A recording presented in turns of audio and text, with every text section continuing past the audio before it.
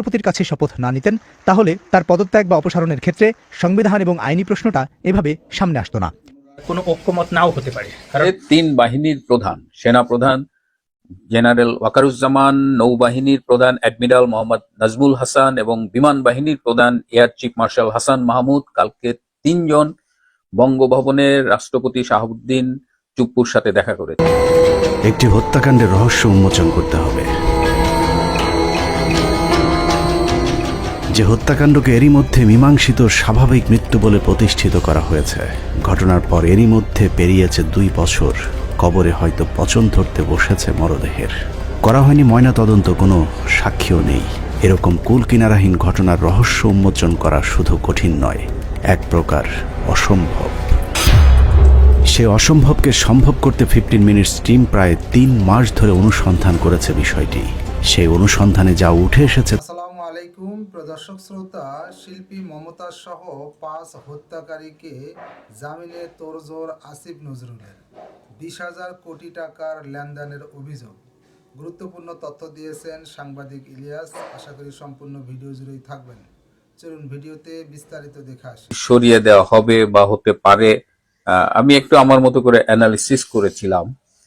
কিছু খবর তো ঢাকা থেকেই পাই, কখনো সমর্থিত কখনো অসমর্থিত সূত্রে, কিন্তু আজকে যে খবরটি পেলাম যে গতকাল রাত্রে 3 বাহিনীর প্রধান, সেনা প্রধান জেনারেল ওয়াকারুজ্জামান, নৌবাহিনীর প্রধান অ্যাডমিরাল মোহাম্মদ নাজমুল হাসান এবং বিমান বাহিনীর প্রধান air chief marshal Hasan Mahmud কালকে 3 জন বঙ্গভবনের রাষ্ট্রপতি শাহাবুদ্দিন চুপ্পুর সাথে দেখা করেছেন। নিরাপত্তার দায়িত্বে থাকা একটি সূত্র নিশ্চিত করেছে যে তারা গিয়েছিলেন এবং তারা সচরাচর অন্যদিন যেমন থাকে তার থেকে কালকে তাদের গম্ভীর অবস্থায় দেখা গেছে। মানে দেখে মনে হচ্ছিল সামথিং সিরিয়াস।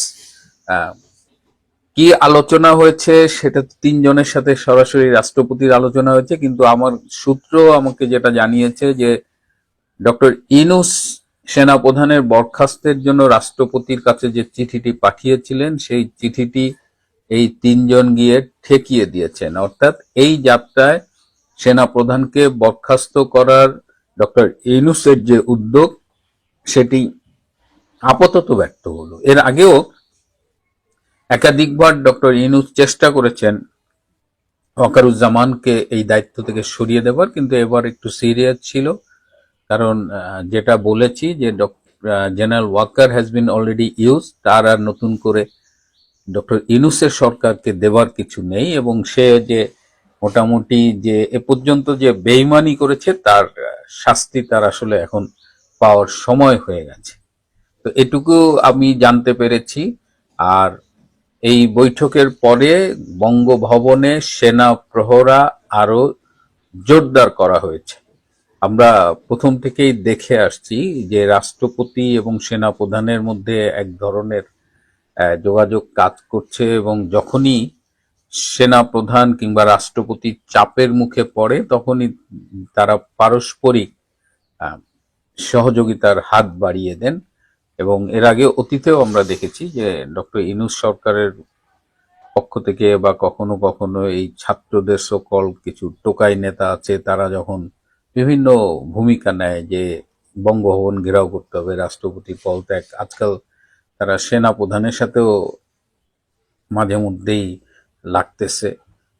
রাজপথে স্লোগান উঠতেছে হাসনাত না ওয়াকার, আবার হাসনাত সেনা প্রধানের বিরুদ্ধে স্ট্যাটাসও দেয়। So things are happening. তো এই সব পরিস্থিতিতে আমরা দেখেছি যে সেনা প্রধান আর রাষ্ট্রপতি এক ধরনের যোগাযোগ মেনটেন করে তাদের উপরে আসা চাপগুলো সামলাচ্ছেন। তো এইবার যে চাপটা এসেছে সেনা প্রধানের উপরে, এটা বেশ জোরে সোরে এসেছে।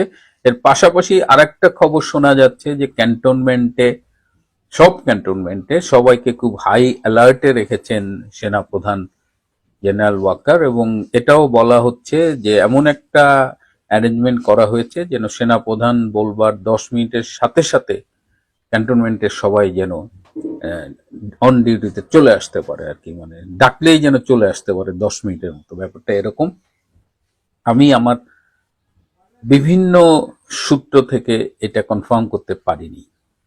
ক্যান্টনমেন্টে এরকম ডাকলেই 10 মিনিটের মধ্যে চলে আসতে হবে এই সোর্স, মানে এই ইনফরমেশনটা আমি ভেরিফাই করতে পারিনি, কিন্তু আমাকে আমার সব সূত্রগুলোই জানিয়েছে যে something fishy is going on, পরিবেশ পরিস্থিতি খুব একটা স্টেবল না, and this is not good, এইটুকু আমাকে বলেছে। এখন এই this is not good, something fishy going on, এগুলো তো খুব স্পেসিফিক কথাবার্তা না, এগুলো একটু ভেগ টার্ম, বাট এগুলোকে একদম ইগনোরও করা যায় না। সো ক্যান্টনমেন্টের ভেতরে একটা অস্বস্তিকর পরিস্থিতি আছে, কিন্তু একেবারে রেড অ্যালার্ট জারি করা বা 10 মিনিটের মধ্যে রেডি হয়ে নেমে পড়া, এরকম কোনো ইনফরমেশন আমি অন্তত ভেরিফাই করতে পারিনি। যাই হোক, এই যাত্রায় সেনাপ্রধান রক্ষা পেলেও ভবিষ্যতে তার জন্য কি অপেক্ষা করছে তিনি, আমি গতকাল যে এপিসোডটা করেছিলাম, আমি সাধারণত সব কমেন্টস তো পড়ার সময় পাই না, কিছু কমেন্টস দেখি, বাট গতকাল সেনাপ্রধানকে নিয়ে আমার দর্শকদের যে মন্তব্য, আমি আসলে খুব কষ্ট পেয়েছি। মানে সেনাপ্রধান আসলে he has lost all his credibilities to general people. তাকে কেন্দ্র করে যে একটা আশা ভরসা মানুষের মধ্যে মাঝে মধ্যেই দেখা যেত, উকি দিত, বা তার কাছে যে বাংলাদেশের সাধারণ মানুষের যে প্রত্যাশাটা ছিল, সেই প্রত্যাশা পূরণে তিনি মানে পরিপূর্ণভাবে ব্যর্থ হয়েছেন। এবং মানুষ এখন সম্পূর্ণ মানে আমার মনে হয় অধিকাংশ মানুষ এখন জেনারেল ওয়াকারের বিরুদ্ধে, যে অ্যান্টি জেনারেল ওয়াকার একটা সেন্টিমেন্ট বাংলাদেশে এখন খুব স্ট্রংলি দানা বেঁধে উঠেছে। এবং সেনাবাহিনীকে যেভাবে তিনি অপমান করিয়েছেন, ক্যান্টনমেন্ট উড়িয়ে দেবে, হাসনাত ওয়াকার, কবরে হয়তো পচন ধরতে বসেছে মরদেহের। করা হয়নি ময়না তদন্ত, কোনো সাক্ষীও নেই। এরকম কুল কিনারাহীন ঘটনার রহস্য উন্মোচন করা শুধু কঠিন নয়, এক প্রকার অসম্ভব। সে অসম্ভবকে সম্ভব করতে 15 মিনিটস টিম প্রায় 3 মাস ধরে অনুসন্ধান করেছে বিষয়টি। সেই অনুসন্ধানে যা উঠে এসেছে তা শুধু অবিশ্বাস্য নয়, কিছুক্ষণের জন্য আপনার আপনজনদের প্রতি বিশ্বাস উঠে যাবে। কারণ বাবার রেখে যাওয়া সম্পত্তির ভাগ বেশি পেতে পরিকল্পিতভাবে একমাত্র ভাইকে হত্যা করে তারই আপন বোন। আরও অবাক করবার বিষয় হলো, দেশের প্রভাবশালী দুটি পত্রিকার মালিক সেই হত্যাকাণ্ড ধামাচাপা দেওয়ার কাজ করেছে নিখুঁতভাবে। I was in absolute shock that my brother, who was perfectly fine a few days ago, is gone. সাজরে হক ট্রান্সকম গ্রুপের প্রতিষ্ঠাতা লতিফুর রহমানের ছোট মেয়ে। লতিফুর রহমানের আরেক মেয়ের নাম সিমিন রহমান, তার একমাত্র পুত্র সন্তান আরশাদ ওয়ালিউর রহমান রিয়াজ। এতক্ষণ ধরে যার হত্যাকাণ্ডের বিষয়ে কথা বলছিলাম।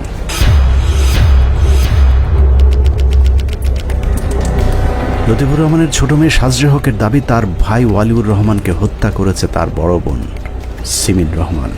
আর সেই হত্যাকাণ্ড ধামাচাপা দেওয়ার কাজে সহায়তা করেছে প্রথম আলোর মতিউর রহমান এবং ডেইলি স্টারের সম্পাদক মাহফুজ আনাম।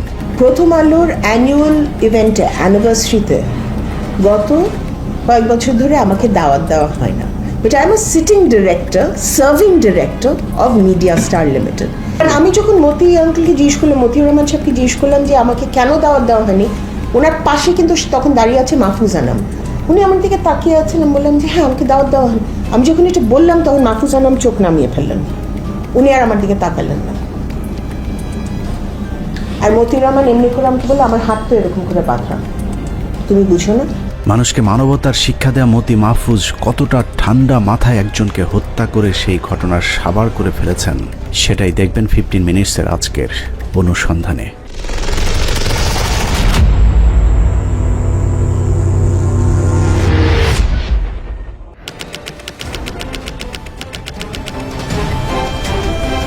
ট্রান্সকম লিমিটেডের প্রতিষ্ঠাতা লতিফুর রহমানের একমাত্র ছেলে আরশাদ ওয়ালিউর রহমান রিয়াজ, যিনি হত্যাকাণ্ডের শিকার হয়েছেন। রিয়াজকে কিভাবে হত্যা করা হয়েছে তার চেয়েও গুরুত্বপূর্ণ কেন হত্যা করা হয়েছে সেটা বের করা। তাহলেই পরিষ্কার হয়ে যাবে লতিফুর রহমানের ছেলে আরশাদ ওয়ালিউর রহমান রিয়াজকে কারা হত্যা করেছে। 2020 সালের 1 জুলাই ট্রান্সকম গ্রুপের প্রতিষ্ঠাতা লতিফুর রহমান কোভিড-19 আক্রান্ত হয়ে মারা যান। মৃত্যুর পরপরই সিমিন রহমান দাবি করেন লতিফুর রহমানের মৃত্যুর 18 দিন আগে 2020 সালের 12 জুন একটি পারিবারিক ডিড অফ সেটেলমেন্টের মাধ্যমে লতিফুর রহমান ট্রান্সকম গ্রুপের মোট 23,600 শেয়ারের মধ্যে 14,160টি শেয়ার বড় মেয়ে সিমিন রহমানকে লিখে দিয়ে গিয়েছেন। অর্থাৎ কোম্পানির 3 ভাগের 2 ভাগ শেয়ারের মালিক এখন সিমিন রহমান। অন্যদিকে লতিফুর রহমানের বাকি 2 সন্তান সাজরে হক এবং আরশাদ ওয়ালিউর রহমান রিয়াজকে দেওয়া হয়েছে কোম্পানির মাত্র 4,720টি শেয়ার। ওই ডিডে উল্লেখ করা হয়েছে লতিফুর রহমান তার শেয়ার কোনো সন্তানকে দান করেননি, বরং নামে মাত্র মূল্যে শেয়ারগুলো তার সন্তানদের কাছে বিক্রি করেছেন। কারণ দান করলে ছেলে সন্তানের মোট সম্পদের অর্ধেক পাবার কথা, যে কারণেই চালাকি করে সিমিন রহমান তার বাবার সম্পত্তি কিনে নিয়েছেন বলে দাবি করেন, যা পুরোটাই সিমিন রহমানের নিজের বানানো গল্প। জাল ডিডের মাধ্যমে শেয়ার জালিয়াতি করতে গিয়ে সিমিন রহমান প্রথম আলো ডেইলি স্টার মিলে মৃত লতিফুর রহমানকে কবর থেকে তুলে আনতেও বাকি রাখেননি। বাংলাদেশ সরকারের আইন অনুসারে যৌথ মালিকানার শেয়ার হস্তান্তর করতে হলে তার আগে বোর্ড মিটিংয়ের মাধ্যমে বোর্ডের অনুমোদনের পর ক্রেতা এবং বিক্রেতাদের উপস্থিত রেখে শেয়ার হস্তান্তর করতে হবে। শেয়ার হস্তান্তর আইনের 38 ধারার ফর্ম 117 অনুযায়ী দাতা, গ্রহীতা এবং সাক্ষীদের স্বাক্ষর থাকতে হবে। এছাড়া সবাইকে যৌথ মূলধনী প্রতিষ্ঠানসমূহের পরিদপ্তর বা আরজেএসসির একজন প্রতিনিধির সামনে স্বাক্ষর করতে হবে এবং শেয়ার হস্তান্তরকারীর আসল হলফনামা আরজেএসসিতে জমা থাকবে। সেই সাথে পুরো প্রক্রিয়াটি পরিদপ্তরে সশরীরে উপস্থিত হয়ে করতে হবে। অথচ 2020 সালের 13 জুন দিনটি ছিল শনিবার। এখন প্রশ্ন হলো, শনিবারে কি আরজেএসসি খোলা ছিল নাকি বন্ধ? শেয়ার হস্তান্তরের এই প্রক্রিয়াটি যে প্রতারণার মাধ্যমে করা হয়েছে সেটা বুঝতে এর চেয়ে আর বেশি কিছু অনুসন্ধানের প্রয়োজন নেই। তারপরেও ধরে নিলাম 2020 সালের এপ্রিল থেকে শুরু হওয়া কঠোর লকডাউনের মাঝেই শুক্রবার সরকারি অফিস খুলে শেয়ার হস্তান্তরের প্রক্রিয়াটি করা হয়েছিল। কিন্তু সেটা করতে হলে তো শেয়ার বিক্রেতা লতিফুর রহমানকে উপস্থিত থাকতে হবে। কিন্তু লতিফুর রহমান করোনায় আক্রান্ত হয়ে মৃত্যুর আগে প্রায় মাসখানেক অচেতন অবস্থায় পড়েছিলেন। তারপরে ধরলাম করোনায় আক্রান্ত থাকা অবস্থাতেই মৃত্যুর 18 দিন আগে লতিফুর রহমান শেয়ার হস্তান্তর করেছিলেন। এবার চলুন সরকারি পরিদপ্তর আরজেএসসিতে জমা দেওয়া নথিগুলো একটু ভালো করে ঘেঁটে দেখা যাক। ট্রান্সকম গ্রুপের শেয়ার হস্তান্তরের যে কাগজ আরজেএসসিতে জমা দেওয়া হয়েছে তার শুরুটা দেখলেই চোখ কপালে উঠবে। লতিফুর রহমানের মৃত্যুর 18 দিন আগে শেয়ার হস্তান্তরের কথা বলা হলেও সেই কাগজে আরজেএসসিতে জমার তারিখ লেখা রয়েছে লতিফুর রহমানের মৃত্যুর 2 মাস পর 2রা সেপ্টেম্বর 2020। এখন প্রশ্ন হলো, 2.5 মাস আগের সই করা নথি আরজেএসসিতে কিভাবে 2.5 মাস পরে জমা দেওয়া হলো? সেটা জানতে আমরা আরজেএসসিতে গিয়েছিলাম। প্রশ্ন ছিল, কত টাকার বিনিময়ে শেয়ার হস্তান্তরের এই কারসাজির সাথে আপনারা সম্পৃক্ত হয়েছেন? ওই কাগজটা আপনাদের এখানে জমা দিছে কিনা, দিলে কবে দিতে, এই কথা বলতে মামা। দীর্ঘক্ষণ পীড়াপিড়ির এক পর্যায়ে পাশে থাকা আরেক কর্মকর্তা এসে জানান, ট্রান্সকমের শেয়ার হস্তান্তর সঠিক পদ্ধতি অনুসরণ করে করা হয়নি, কারণ সেখানে আরজেএসসির কোনো প্রতিনিধি উপস্থিত ছিলেন না। আচ্ছা এইটা বলেন, মানে এটা আপনাদের এখানে জমা পড়ছে কত সালে? ভাই আমাদের এখানে হচ্ছে জমা পড়ছে ভাই, আমি 20 সালে জমা পড়ছি। আচ্ছা, তো জমা যে পড়ছে আপনাদের ওখানে মানে কোনো প্রতিনিধি ছিল এই শেয়ারটা ট্রান্সফারের সময়? ভাই আমার হচ্ছে জানার মতে ওই সময় কোনো প্রতিনিধি ছিল না। ধরে নিলাম আরজেএসসির কোনো প্রতিনিধির উপস্থিতি ছাড়াই সেই শেয়ারগুলো হস্তান্তর করা হয়েছে, কিন্তু বাদ বাকি নিয়ম কানুন মেনে তারপর শেয়ার হস্তান্তর করা হয়েছিল কিনা সেটা দেখা যাক।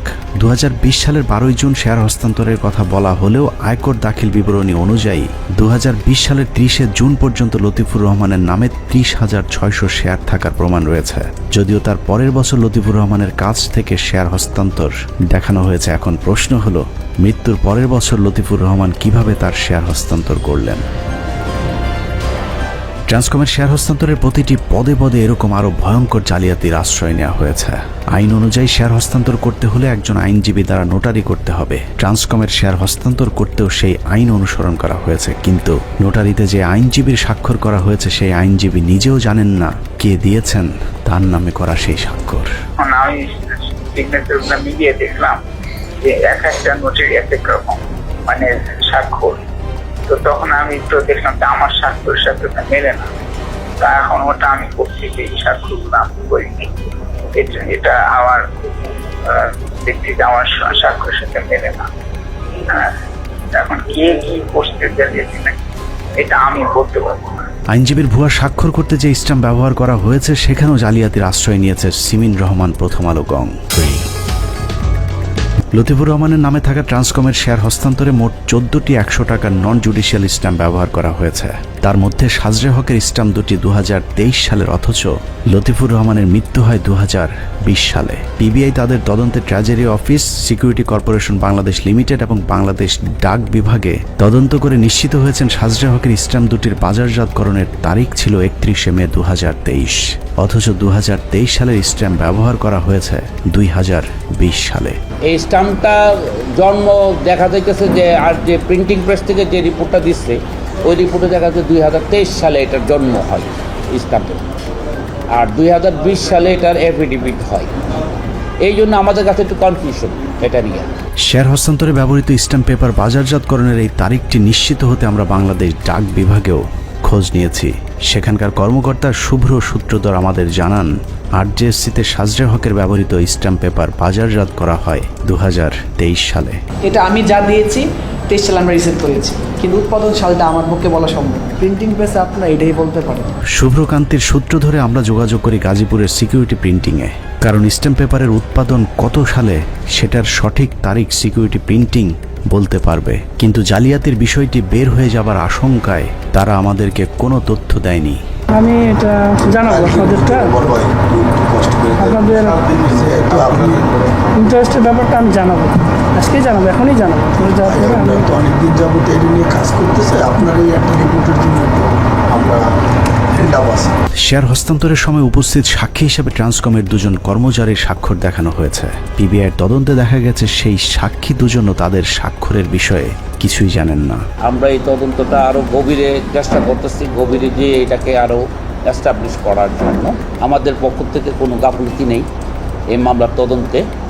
যতটুকু দরকার, যতটুকু যাওয়া দরকার আমি ততটুকু যাব এই মামলার বিষয়ে। সিমিনের সাজানো পারিবারিক ডিড অফ সেটেলমেন্টের সাক্ষী হিসেবে ট্রান্সকম লিমিটেডের পরিচালক মোহাম্মদ কামরুল হাসান এবং নির্বাহী পরিচালক মোহাম্মদ ফখরুজ্জামান ভূঁইয়ার স্বাক্ষর দেখানো হয়েছে, কিন্তু আমাদের কাছে আসা একটি অডিও রেকর্ডে জানা যায় ফখরুজ্জামান 2020 সালের 12ই জুন এরকম কোনো স্বাক্ষর করেননি, বরং পরবর্তীতে লতিফুর রহমানের মৃত্যুর পর 5ই জুলাই ট্রান্সকম লিমিটেডের পরিচালক কামরুল হাসান জোর করে তার কাছ থেকে স্বাক্ষর নেন। আমি প্রথম বুঝিনি এটা কি বসে এটা বের করলেন, বের করে বললেন উনি নিজে সাক্ষী হলেন, তা বললেন আপনি সাক্ষী হলেন। আমি তো বিবেকে আপনার সাথে আমি কথাই বলে দিয়েছি। একটা পার্ট আমি বলিনি, শেয়ারের পার্টটা আমি বুঝিনি। এটা কামরুল সাহেব কখন ওই পেজ ওখানে বসিয়েছে, শেয়ারের কোনো পার্ট নিয়ে আমার সাথে কোনো কথা হয়নি। এটা 4th July, 4th or 5th July মারা যাওয়ার পর। শেয়ার জালিয়াতির বিষয়টি আইনসিদ্ধ করতে আরজেএসসিতে জমা দেওয়ার নথিতে একটি বোর্ড মিটিংয়ের কথা উল্লেখ করা হয়েছে। নথি অনুযায়ী মিটিংয়ে ভার্চুয়ালি যুক্ত ছিলেন লতিফুর রহমান নিজে, এছাড়া বোর্ডের অন্য মেম্বারদেরকে উপস্থিত দেখানো হয়েছে। অথচ সাজরে হক জানিয়েছেন 13 তারিখ এ ধরনের কোনো মিটিংয়ের খবর তিনি জানেনই না। 13ই জুন 2020 সালে আমরা গুলশান টাওয়ারে ট্রান্সকমের হেড অফিসে, শুধু আমরা না, আমার চাচা এবং আমার আব্বার যে চাচাতো ভাই হচ্ছে আতিকুর রহমান, যিনি বললাম ফাইন্যান্স ডিরেক্টর, আমরা নাকি সবাই ওখানে বসে মিটিং করেছি এবং এই ডিসিশনটা আমার আব্বা দিয়েছে। আমার চাচা এই কাগজ দেখার সাথে সাথে রান টু পিবিআই, নিজে পিবিআই এর কাছে যে বলেছে। আমরা তো ছিলাম না এখানে, আমরা তো ছিলাম কুমিল্লাতে, সব বানাইছে। এবং আমার চাচা এটা দেখার সাথে সাথে পিবিআইতে ছুটে গিয়ে যে নিজে যে বলে আসছে আমি এই কোনো মিটিং হয়নি, আমি এরকম কোনো মিটিংয়ে ছিলাম না, আমাকে নিয়ে কেন আবার এখানে মিথ্যা কথা বললাম? Why have I been made part of this forgery? Latifur রহমানের ভাই সাইফুর রহমানকেও কাল্পনিক ওই বৈঠকে উপস্থিত দেখানো হয়েছে, কিন্তু তিনি ওই বৈঠকে উপস্থিত না থাকার বিষয়টি অস্বীকার করেছেন। উল্টো তাকে উপস্থিত দেখিয়ে শেয়ার জালিয়াতি করায় তার ভাই লতিফুর রহমানের স্ত্রী এবং মেয়ে সিমিন রহমান এর বিরুদ্ধে শেয়ার কেলেঙ্কারির একটি মামলা করেছেন লতিফুর রহমানের ভাই সাইফুর রহমান, যে মামলাটি এখনো বিচারাধীন।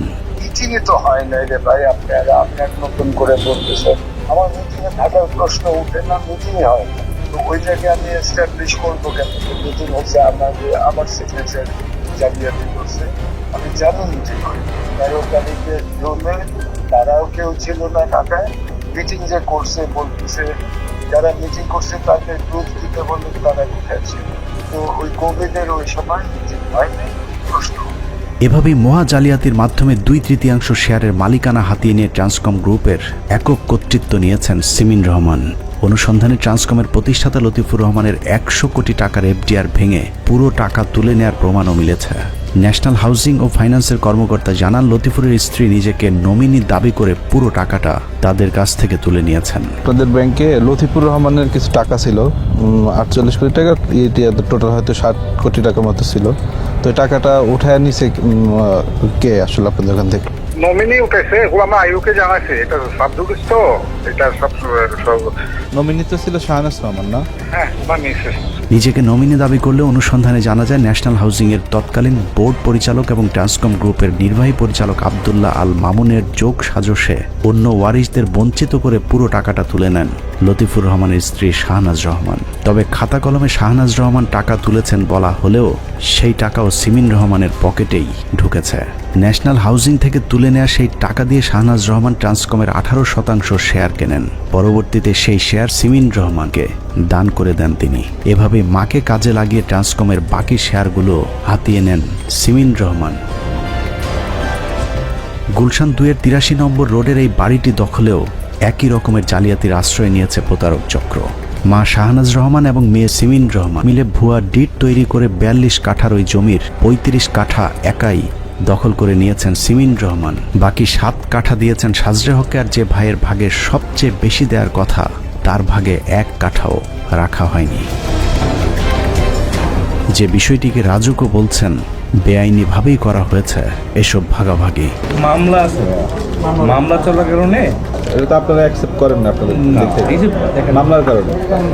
কুমিল্লার 14 গ্রামেও পৈতৃক 3 বিঘা জমি থেকে পরিবারের অন্য সদস্যদেরকে বঞ্চিত করে পুরো জমি সিমিন রহমান ও তার ছেলের নামে লিখে নিয়েছেন প্রতারক সিমিন। আর সেটা করতেও সেই একই ধরনের ভুয়া আরেকটি ডিড ব্যবহার করা হয়েছে। সাদা কাগজের এই যে ডিড অফ সেটেলমেন্ট, এটা কিন্তু কোনো আপনার কার্ট্রিজ পেপার না, স্ট্যাম্প পেপার না। আমার সিগনেচারটা দেখেন। আমার সিগনেচারটা এইটা আপনি একটা হচ্ছে ওনার সিগনেচার দেখা যাচ্ছে। কুমিল্লার বাসা 20 না 25 বিঘার, ওটা পুরোটাই দিয়ে গেছে সিমিন রহমান। না নাতিকে, না হ্যাঁ নাতি। এসব কারসাজির বিষয়গুলো নিয়ে আগে থেকে সিমিন হকের সাথে দ্বন্দ্ব চলছিল সাজরে হক এবং আরশাদ ওয়ালিউর রহমান রিয়াজের। কিন্তু ট্রান্সকমের শেয়ার জালিয়াতির বিষয়টি তারা জানতে পারেন 2023 সালে। আমার ট্যাক্স ফাইলগুলো আসে, তখন ওর কাছে আমার ট্যাক্স, তখন ভুল করে ট্রান্সকমের হেড অফিস থেকে একটা কাগজ পাঠিয়ে দেয়। ওই কাগজটা না পাঠালে কিন্তু আমাদের কোনো সাসপিশনই হতো না about any kind of anomaly. বিষয়টি জানার পরেই লতিফুর রহমানের মৃত্যুর প্রায় 3 বছর পর তার 2 সন্তান সাজরে হক এবং আরশাদ ওয়ালিউর রহমান রিয়াজ তাদের আরেক বোন সিমিন রহমান বিরুদ্ধে আইনি পদক্ষেপ নিতে যান ব্যারিস্টার তানজিবুল আলমের চেম্বারে, যিনি প্রথম আলোর ট্রাস্টি বোর্ডের একজন সদস্য। এরপরই দৃশ্যপটে আসে প্রথম আলোর সম্পাদক মতিউর রহমান। সাজরে হক এবং রিয়াজ দুজনে প্রথম আলো ট্রাস্টি বোর্ডের সদস্য তানজিবের চেম্বারে গিয়েছেন জানার পর তাদেরকে আইনি সহায়তা দিতে ব্যারিস্টার তানজিবুল হককে নিষেধ করেন প্রথম আলোর সম্পাদক মতিউর রহমান। কিন্তু মতির সেই নির্দেশ না মানায় ব্যারিস্টার তানজিবকে প্রথম আলো ট্রাস্টি বোর্ড থেকে বহিষ্কার করেন মতি। আর এতেই প্রমাণ হয়ে যায় সিমিন রহমানের এই প্রতারণার পেছনে কলকাঠি নেড়েছেন প্রথম আলোর সম্পাদক মতিউর রহমান ওরফে মতি। মতি ভাই তখন আমাকে ফোন করে বললো যে আমি আপনার সাথে একটু কথা বলতে চাই। তখন আমি বলছি যে মতি ভাই আপনি এটা নিয়ে আমার সাথে এখন আসছেন সিমিনার পক্ষ থেকে, so you had a choice. আপনি সিমিনার পক্ষ থেকে বিভিন্ন কার্যক্রম গ্রহণ করা হয়েছে, তখন তো আপনি লয়ার হিসেবে আমার কথা চিন্তা করেন। মতিউর রহমান যে প্রতিদিন সারা জাতিকে ইয়া করে প্রিচিং করে, সৎ হও, মানে ইয়া থাকো, দুর্নীতি করো না, হি ইজ বেসিক্যালি অনৈতিক। যা করতেছেন উনি, যা করতেছেন সেটা অ্যাবসলিউটলি অনৈতিক। উনি একজন ক্রিমিনালকে সাপোর্ট দিচ্ছেন। মতির নিষেধাজ্ঞা অমান্য করে আইনি প্রক্রিয়া শুরুর 10 দিনের মাথায় রহস্যজনকভাবে মারা যান আরশাদ ওয়ালিউর রহমান রিয়াজ। হত্যাকাণ্ডের আগে থেকে এখন পর্যন্ত প্রথম আলো ডেইলি স্টার আরও অনেক কিছু করে যাচ্ছে, তবে সেই আলোচনায় যাবার আগে আরশাদ ওয়ালিউর রহমান রিয়াজ কিভাবে মারা গেলেন সেটা দেখে আসা যাক। লতিফুর রহমানের মৃত্যুর পর তার সম্পত্তির ভাগাভাগি নিয়ে পরিবারের সদস্যরা 2 ভাগে বিভক্ত হয়ে পড়েছিলেন। একদিকে মরহুম লতিফুর রহমানের স্ত্রী শাহনাজ রহমান এবং মেয়ে সিমিন রহমান, অপর পক্ষে ছিলেন ট্রান্সকমের মালিক লতিফুর রহমানের 2 সন্তান আরশাদ ওয়ালিউর রহমান রিয়াজ এবং সাজরে হক। লতিফুর রহমানের মৃত্যুর পর থেকে এভাবেই চলছিল পরিবারটি, কিন্তু ট্রান্সকম লিমিটেডের শেয়ার জালিয়াতির খবর জানার পর সাজরে হক এবং রিয়াজ আইনজীবীর দ্বারস্থ হবার পরেই নড়ে চড়ে বসেন সিমিন রহমান এবং প্রথম আলো ডেইলি স্টার পরিবার। সব পক্ষ মিলেই চাপ দিতে থাকেন সাজরা হক এবং রিয়াজকে। সেই চাপের মাত্রা দেখে আরশাদ ওয়ালিউর রহমান রিয়াজ মৃত্যুর আগেই অনুমান করেছিলেন তাকে যে কোনো সময় হত্যা করা হতে পারে। যে আশঙ্কার কথা তিনি তার মৃত্যুর মাত্র 1 সপ্তাহ আগে তার এক বন্ধুকে জানিয়েছিলেন। আমাদের 5 জন ফ্রেন্ডকে নিয়ে আমরা একসঙ্গে হয়েছিলাম। তখন রিয়াজ এক্সপ্লেন করা আরম্ভ করলো যে ও বললো যে আমি সিমেনের থেকে আমি সেফ না। আমি বললাম এটা তো আগে আমরা বুঝতেছিলাম, তোর সঙ্গে অনেকবার তুইও বলছিস আমাদের হালকা পাতলা, তেমন ঘনভাবে বলিস না। বলে না আজকে আমি অনেক কিছু বলবো তোদেরকে, বাট আমি এখন সেফ ফিল করতে সিমিন আমাকে মেরেও ফেলতে পারে। সে কথাতে সে আমাদের সবাইকে বললো। আমরা তখন ভয় পেয়ে গেছি, মানে তোর বোন তোকে মরে ফেলবে, এটা তো আমাদের বিষয়ে কী বলতেছিস, এটা বিশ্বাস হওয়ার কথা না। তখন আমাকে বললো তুই আমার বোনকে তো চিনিস, আমার অনেক কিছু আমার অজান্তে আমি জানি না, ওর অলরেডি অনেক সম্পদ সে তার নামে লিখে নিছে। কীভাবে নিছে, কাকে দিয়ে সিগনেচার করে দলিল করেছে সে কিছু জানে, বাট সে ইনফরমেশন পাইছে যে অনেক আপাতত অনেক সম্পদের সে মালিক হয়ে গেছে। মৃত্যুর আশঙ্কা নিয়ে এক প্রকার ঘরবন্দি হয়ে নিজেকে বাঁচানোর চেষ্টা করেছিলেন আরশাদ ওয়ালিউর রহমান রিয়াজ, কিন্তু শেষ রক্ষা হয়নি, কারণ শত্রুপক্ষের নিশানা ছিল অসম্ভব নিখুঁত। রিয়াজকে ঠিক কিভাবে হত্যা করা হয়েছে তার সঠিক তথ্য আমাদের জানা নেই, কিন্তু আমাদের অনুসন্ধানে বেশ কিছু অসঙ্গতি উঠে এসেছে যা প্রমাণ করে আরশাদ ওয়ালিউর রহমান রিয়াজের মৃত্যুটি স্বাভাবিকভাবে হয়নি। রিয়াজ মৃত্যুর আগের কয়েকদিন এতটাই সতর্কতা অবলম্বন করেছিলেন যে তার গৃহকর্মীদেরকে বলেছিলেন তার কাছের কোনো আত্মীয়দেরকেও যেন তার বাসায় ঢুকতে দেয়া না হয়। এমনকি তার মায়ের ক্ষেত্রেও একই ধরনের নিষেধাজ্ঞা দিয়ে রেখেছিলেন তিনি। কেউ খবর দিতে যায়, বললো যে আমার কোনো ফ্যামিলি যেন না আসে। কে বলছে এটা? সাহেব নিজে বলছে যে কেউ যদি আসে ওগুলো জানে না, আমাদের না করতে আসে, তাদেরও বলে দিতে, ড্রাইভারেরও বলে দিতে, আমারও বলছে, বেটিরও বলছে, সেই জন্যই আমার বাসার থেকে আমাকে না করতে আসে। তার এই বক্তব্যের সূত্র ধরে যদি আমরা অনুসন্ধান শুরু করি, তাহলে আমাদেরকে এমন কিছু মানুষের দিকে সন্দেহের দৃষ্টি রাখতে হবে যারা রিয়াজের বাসার ভেতরেই থাকতেন। সে সন্দেহ থেকে রিয়াজের বাবুর্চি রফিক, বহিরাগত খণ্ডকালীন গৃহকর্মী বেনুকা সাংমা এবং গাড়ি চালক মিরাজুলের সাথে আমাদেরকে কথা বলতে হবে, কারণ বহিরাগত কেউ এই হত্যার পরিকল্পনা করে থাকলেও সেই হত্যাকাণ্ডের সাথে রিয়াজের বাসায় থাকে এমন কেউ অবশ্যই সম্পৃক্ত ছিল।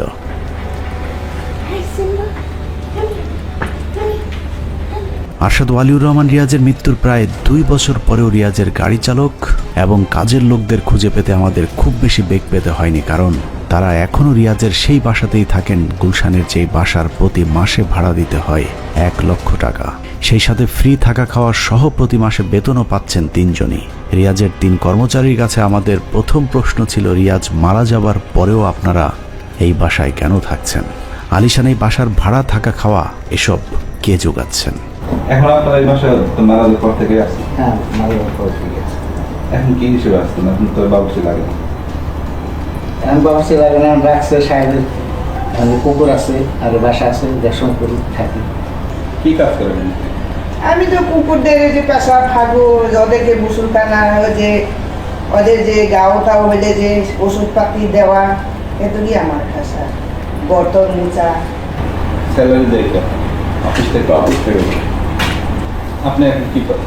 সারা এগুলোই দেখাশোনা করা, এই যে গাড়ি টিড়ি আছে মনে করেন বের করে একটু চালানো, নষ্ট না হয় বা সার্ভিসিং করে ঠিক রাখা, এগুলোই আর কি। আর এদের যে বাজার টাজার যা লাগে এগুলো করতে, এই যে কুকুরে এদের খাবার টাবার আমরা এখানে দুপুরে খাই। কুকুর পুষতে কাজের লোক প্রয়োজন হলেও গাড়ি চালক কেন আছেন সেটা জিজ্ঞেস করতেই শুরু হয় লুকোচুরি। রিয়াজের গৃহকর্মী রফিক আমাদেরকে জানান মিরাজুল এখন ট্রান্সকম কোম্পানির গাড়ি চালায়, কিন্তু মিরাজুল জানায় ট্রান্সকমের সাথে তার কোনো সম্পর্ক নেই। এখন কি এখনো ড্রাইভারি, গাড়ি বেশন করে। ওখানে 2 গাড়ি আছে, বাসায় 2 গাড়ি আছে, আর যেখানে পাঠায় আর কি ওখানে যান। কে পাঠায়? অফিস থেকে। মানে এখন অফিসের ড্রাইভার? অফিসের ড্রাইভার। ট্রান্সকমের সাথে তো কোনো কাজ করেন? অফিসের তো কোনো কাজ করেন না? অফিসের তো কোনো কাজ করে, অফিসে কোনো ডিউটি দেয় না। উনি মারা যাবে আপনি ডিউটি দেন? না না, মারা যাওয়ার কোনো ডিউটি নেই, পার্মানেন্ট ডিউটি কোনো করি। ট্রান্সকমের অফিস মানেই সিমিন রহমান, কারণ ওই প্রতিষ্ঠানের পুরো নিয়ন্ত্রণ এখন তার হাতে। কিন্তু হঠাৎ করে মৃত ভাই রিয়াজের চাকর বাকরদের প্রতি সিমিন রহমানের এত দরদ কেন উতলে উঠল? অনুসন্ধানে জানা যায় আরশাদ ওয়ালিউর রহমান রিয়াজের মৃত্যুর আগের 1 বছর তার বোন সিমিন রহমানের সাথে রিয়াজের যোগাযোগ বন্ধ ছিল, একজন আরেকজনের মুখও দেখতে চাইতেন না। সম্পর্ক খারাপ ছিল, আপনি একটু লয়ারের কাছে নিয়ে গেছেন। ফ্যামিলির লোকজন লয়ারের কাছে যাওয়ার সময় আমি ভাইয়ার গাড়িতে যাইনি, আমি গাড়িতে ছিলাম না ভাইয়ার সাথে। মৃত্যুর আগে ভাইদের সাথে কথা না বললেও রিয়াজের মৃত্যুর পর নিজের টাকা খরচ করে ভাইয়ের চাকর বাকর পুষছেন সিমিন রহমান। কিন্তু কেন? এই এক প্রশ্নের উত্তরের মাঝেই মিলবে অনেক প্রশ্নের জবাব। রিয়াজ ছিল হাজার কোটি টাকার মালিকের একমাত্র পুত্র সন্তান, অথচ অসুস্থ হবার পরেও রিয়াজের মৃত্যু হয়েছে চিকিৎসা ছাড়াই। হাসপাতালে যখন নেওয়া হয়েছিল ততক্ষণে রিয়াজ মারা গিয়েছিলেন। ইউনাইটেড হাসপাতাল থেকে রিয়াজের ডেথ সার্টিফিকেটে মৃত্যুর কারণ হিসেবে লেখা হয়েছে আননোন, অর্থাৎ অজানা কারণে মৃত্যু হয়েছে রিয়াজের। যদি ইউনাইটেড হাসপাতাল কর্তৃপক্ষ আমাদেরকে আনুষ্ঠানিকভাবে কোনো তথ্য দিতে রাজি হয়নি। ওই পেশেন্ট ওখানে ওই দিন 2023 সালের জুনে আপনাদের ওখানে গিয়েছিল কিনা বা আপনাদের ওখান থেকে রিলিজ হয়েছে কিনা এই তথ্য আমাদের দেওয়া যাবে না? মানে এরকম কিছু আমাদের এই পলিসিতে ওরকম জানাই আর কি, পলিসিতে বলতে আপনাদের ওখান থেকে বের হয়েছে এটা আপনারা বলবেন না? কনফিডেন্সিয়ালিটি ইস্যুতে কোনো ইনফরমেশন, কোনো পেশেন্টের ইনফরমেশন এভাবে দেওয়া যায় না আর কি, বুঝছেন আমাদের হাসপাতালে। সাধারণত রহস্যজনক অপমৃত্যুর ক্ষেত্রে লাশ পোস্টমর্টেম করা হয়। রিয়াজের ক্ষেত্রেও হাসপাতালের কর্তব্যরত চিকিৎসক পোস্টমর্টেম করার নির্দেশ দিয়েছিলেন, কিন্তু সেখানেও প্রভাব খাটিয়েছে তার বোন সিমিন রহমান। রিয়াজের ছোট বোন সাজরে হক জানিয়েছেন সিমিন রহমানের ঘনিষ্ঠ ডাক্তার মুরাদের হস্তক্ষেপে সুরতহাল ছাড়াই আরশাদের ডেড বডি হাসপাতাল থেকে রিলিজ করিয়ে নেয় তারা।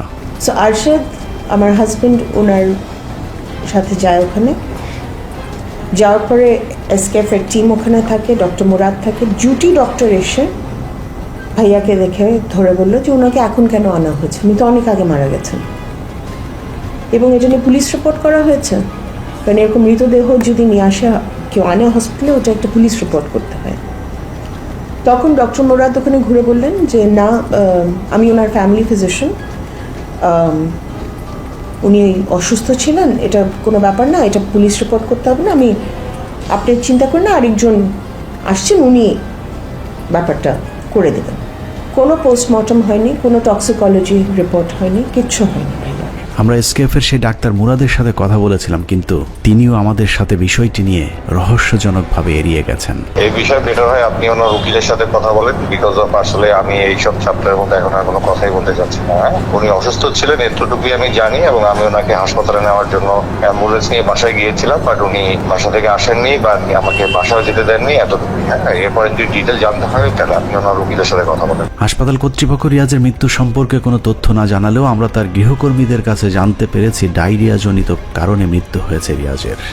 বেনুদার বলছে যে আমি ছিলাম না, বেনুদার বলে যে আমার একটু পেটটা ডিস্টার্ব পেয়ে অবশ্যই বসছে। কি হয়েছিল না জানেন? মারা গেছিল স্যারের ওষুধ ছিল, ওদের ডায়রিয়া ছিল, ওই ডায়রিয়া থেকেই তো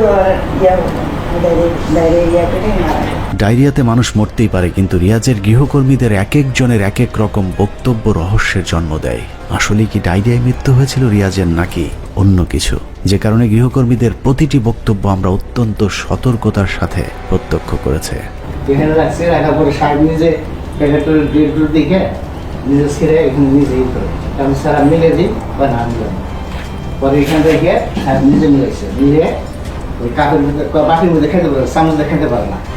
ওরা বলে কাপড় নিয়ে দিচ্ছি, কাপড়ের মধ্যে ঢেলে দিচ্ছি, পরে 2 গ্লাস খাইছে, আর বাকিটা এখানে দিচ্ছে।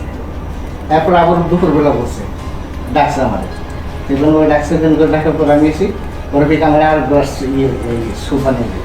রফিকের বক্তব্য অনুযায়ী ডায়রিয়া হবার পর ঢক ঢক করে 2 গ্লাস স্যালাইন খেয়ে নেয় রিয়াজ, কিন্তু তারপরেও পরিস্থিতির উন্নতি হয়নি। স্বাভাবিকভাবেই প্রশ্ন ছিল, কি স্যালাইন খেয়েছিল রিয়াজ, কোথায় থেকে কে এনে দিয়েছিলেন রিয়াজের খেতে দেয়া সেই স্যালাইন?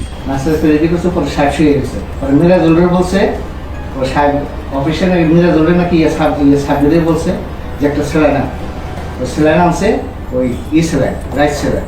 অনুসন্ধানের এই অংশেই উঠে আসে বহিরাগত সেই পক্ষের পরিচয়, যাদের ভয়ে আরশাদ ওয়ালিউর রহমান রিয়াজ ঘরবন্দি হয়ে বসেছিলেন। রিয়াজ নিজেকে গৃহবন্দী করে রেখেছিলেন, কিন্তু আগেই বলেছি শত্রুপক্ষের নিশানা ছিল আরও নিখুঁত। ট্রান্সকমের কর্মচারী সাব্বিরের দেয়া সেই স্যালাইন খাবার পরেই ধীরে ধীরে মৃত্যুর দিকে এগিয়ে যায় রিয়াজ।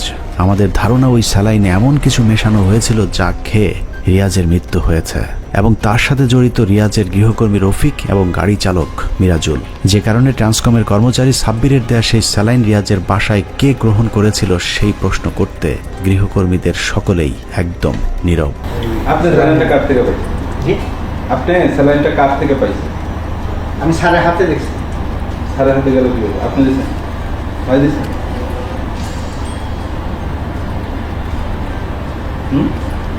কেমন? কিছুক্ষণ চুপ থাকার পর রফিক একটা উত্তর খুঁজে বের করেন। বলেন নিহত রিয়াজ নিজেই নাকি সাব্বিরের হাত থেকে স্যালাইন বুঝে নিয়েছিলেন, কিন্তু কিছুক্ষণ আগে রফিকই বলেছিলেন রিয়াজ একা একা বিছানা থেকে উঠতেও পারছিলেন না। তাহলে হেঁটে গিয়ে নিচে থেকে স্যালাইন কিভাবে আনলেন? স্যালাইনটা হাতে গেল কি? আমার মনে হয় সাহেবই এটা রিসিভ করে, মানে সাব্বিরের জায়গায় পাওয়া যাবে। রিয়াজ বেঁচে নেই, তবে ট্রান্সকমের কর্মচারী সাব্বিরের কাছে জানার সুযোগ আছে সাব্বির সেদিন রিয়াজের বাসায় স্যালাইন কার হাতে দিয়ে এসেছিলেন। আপনি কোনো স্যালাইন ট্যালাইন কিছু নিয়েছিলেন? লাইন তো একটা রাইট ছিলেন না কি জানি, ওই দিন না তার আগের দিন জানি একটা কিনে ফার্মেসি থেকে পরে নিয়ে গেছিলাম। আর ওই স্যালাইনটা নিয়ে এসে আপনি কাকে দিছিলেন ওই বাসার?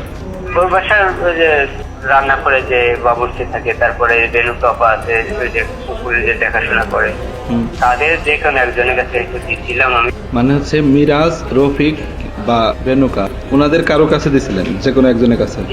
সাব্বিরের বক্তব্য জানার পর আমরা আবারও গিয়েছিলাম রিয়াজের বাসায়। গৃহকর্মী রফিকের কাছে আবারও প্রশ্ন ছিল সাব্বির সেদিন স্যালাইন কার হাতে দিয়ে এসেছিল।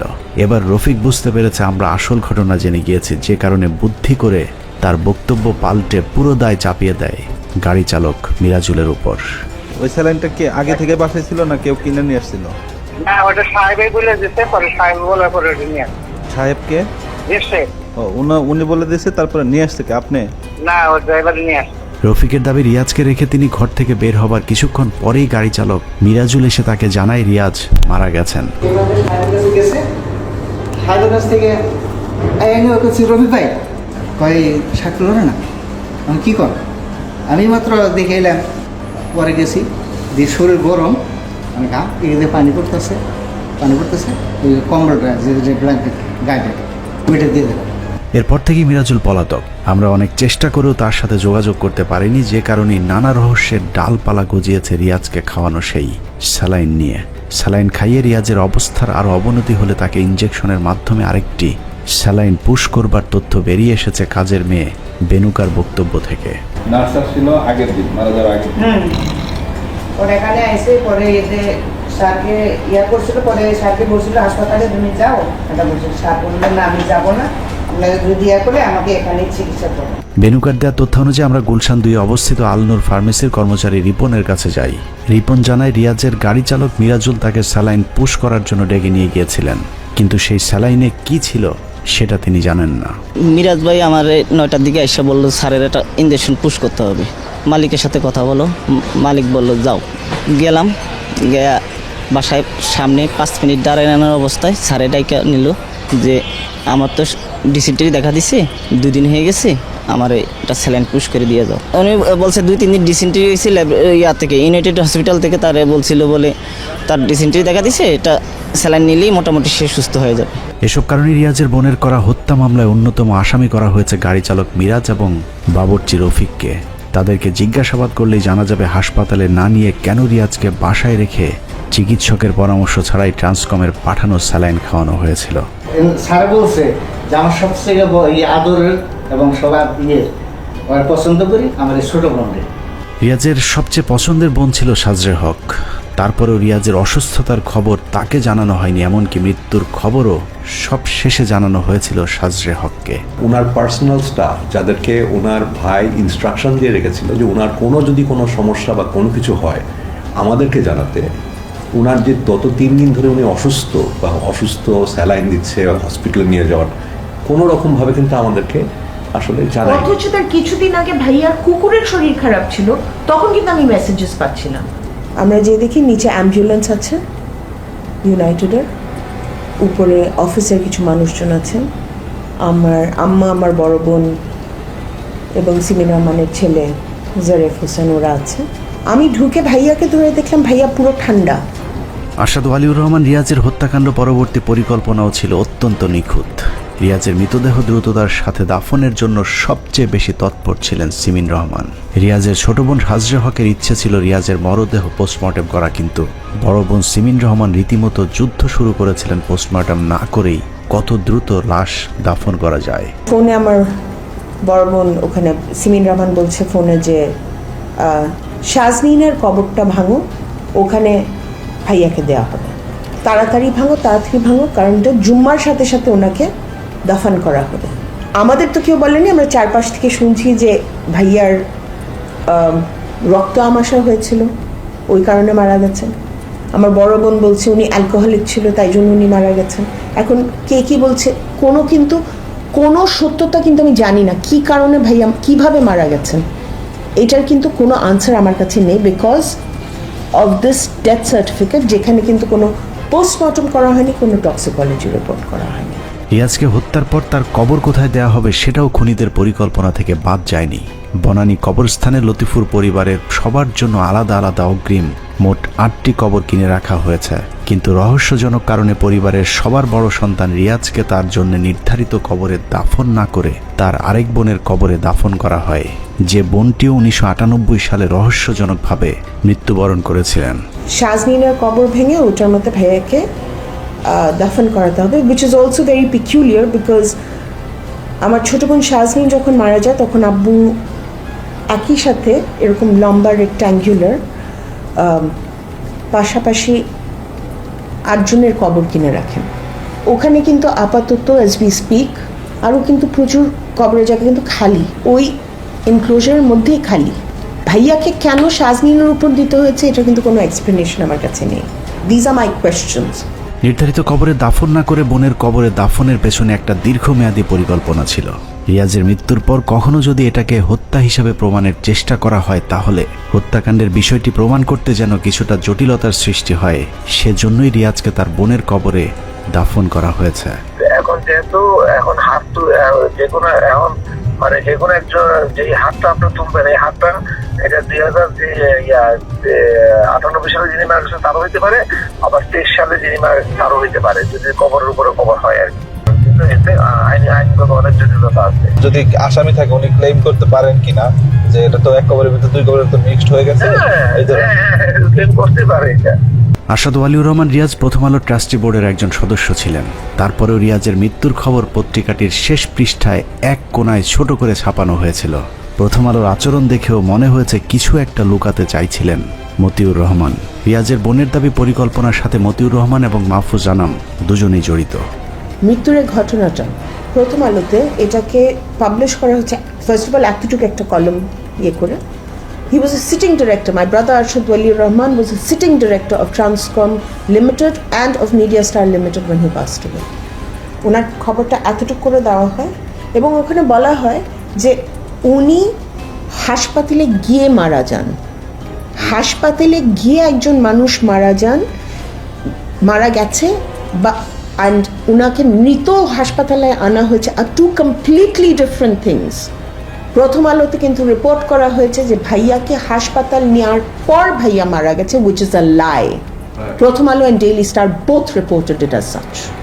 আসলে কার স্টেটমেন্ট দেখে এসব আসলে ওনারা বলছে পারিবারিক সূত্রে জানা গেছে। তাহলে এগুলো কিন্তু এই ভাই মারা যাওয়ার পরে যার সাথে ভাই ক্লোজ ছিল, কারণ ওনার ভাইয়ের এই ডেথ আমরা কিন্তু জানিয়েছি। মিডিয়া যে কত পাওয়ারফুল এবং কত একটা থ্রেটনিং স্ক্যারি একটা জিনিস, এটা কিন্তু আমার ধারণা ছিল না। রিয়াজের মৃত্যুর দিন সিমিন রহমান এবং তার ছেলে জারেফ শোকের অভিনয় করলেও কদিনের মধ্যেই তাদের আসল চেহারা বেরিয়ে আসে। রিয়াজের মৃত্যুর ঠিক 2 সপ্তাহের মাথায় সিমিনের ছেলে জারেফের বিয়ে হয় ধুমধাম করে, যেখানে নায়িকা গায়িকাদের ভাড়া করে চলে ধুমধাম নাচ গানের আয়োজন। যে দৃশ্য দেখে মনে হয়েছে এ যেন ভাই হত্যার সফল এক মিশনের উদযাপন চলছিল।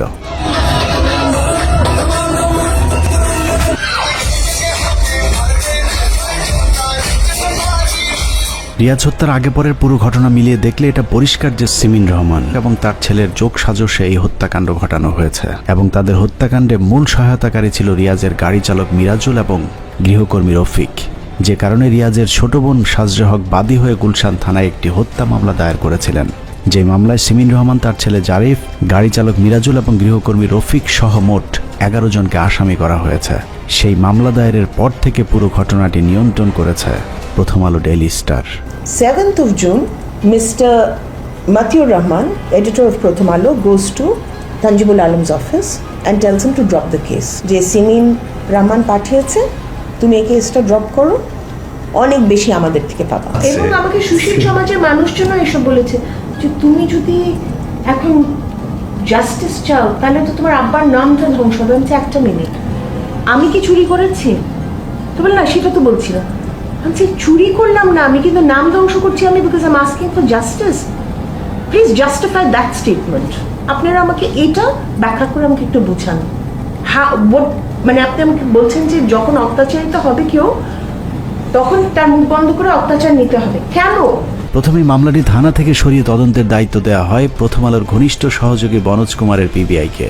সাধারণত পুলিশের বিশেষ এই শাখা পিবিআই চাঞ্চল্যকর সব মামলার তদন্ত করে থাকে, সেই হিসেবে ধরা যায় রিয়াজ হত্যা মামলাটিও চাঞ্চল্যকর হিসেবেই পিবিআইকে দেওয়া হয়েছিল। কিন্তু সাজরে হকের মামলাটির ক্ষেত্রে ব্যতিক্রম ঘটনা ঘটেছে। তারা চাচ্ছে না যে আসলে এটার কোনো ইনভেস্টিগেশন হোক। রাস্কিন ভাই ওখানে নাম লেখা আছে, উনি উইটনেস হিসাবে ছিলেন, ওনাকেও কিন্তু কেউ প্রশ্ন করেনি।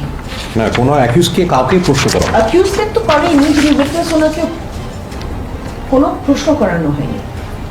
তো মানে তদন্তকারী কর্মকর্তারা করলেনটা কি?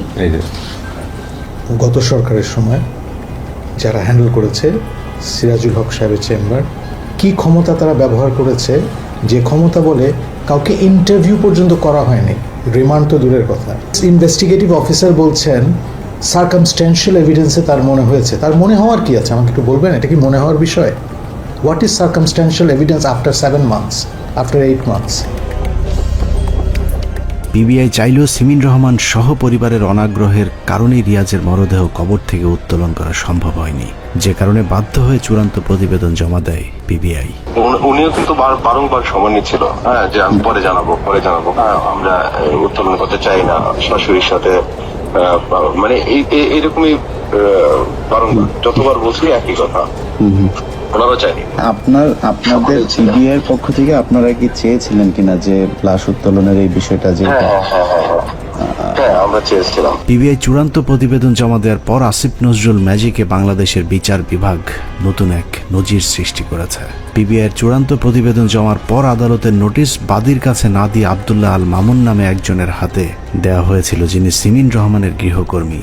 আসামি পক্ষের কাছে বাদীর নোটিশ দিয়ে আসিফ নজরুলের ম্যাজিক শেষ হয়নি। বাদী পক্ষের অনুপস্থিতিতে 10 কার্যদিবসের মাথায় হত্যা মামলাটি খারিজ করে দেয় আদালত। এ যেন প্রথম আলো ডেইলি স্টারকে আসিফ নজরুলের পক্ষ থেকে বিশেষ উপহার। ফাইনাল রিপোর্টটা আমরা বিদেশে থাকার সময় আমরা মেডিকেল চেক আপের জন্য অক্টোবর মাসে বিদেশ গেছিলাম।